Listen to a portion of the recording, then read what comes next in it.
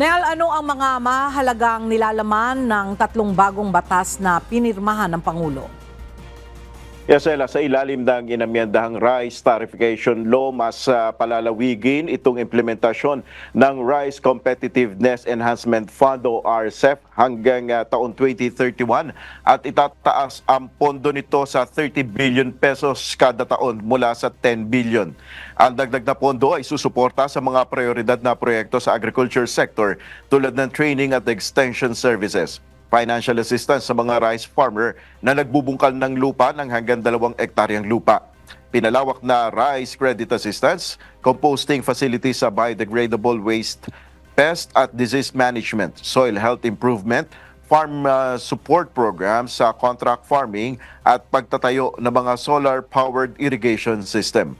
Ayon kay Pangulong Ferdinand Marcos Jr., ang bagong batas na ito ay magpapalakas sa regulatory functions ng Department of Agriculture kung saan mahigpit na babantayan ang rice industry systems at mga pulisiya nito para matiyak na naaayon sa quality standards at regulations ang mga ibinabagsak na bigas sa merkado. In cases of sudden rice shortages or price hikes, the DA will now be empowered to take the necessary actions to stabilize the market. This will help ensure that the price of rice remains affordable and accessible to every Filipino.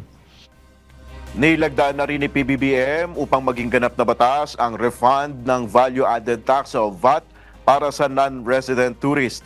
Layo ng bagong batas na ito na makahikayat na mas maraming non-resident tourists sa pamamagitan ng pagbibigay ng VAT refund system sa binibili nilang lokal na produkto. Ganap na rin batas ang Basic Education Mental Health and Wellbeing Promotion Act.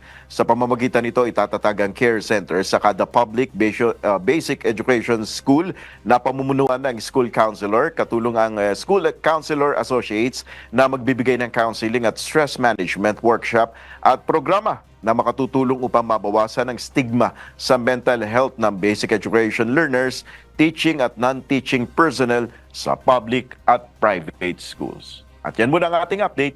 Balik sa iyo, Ella.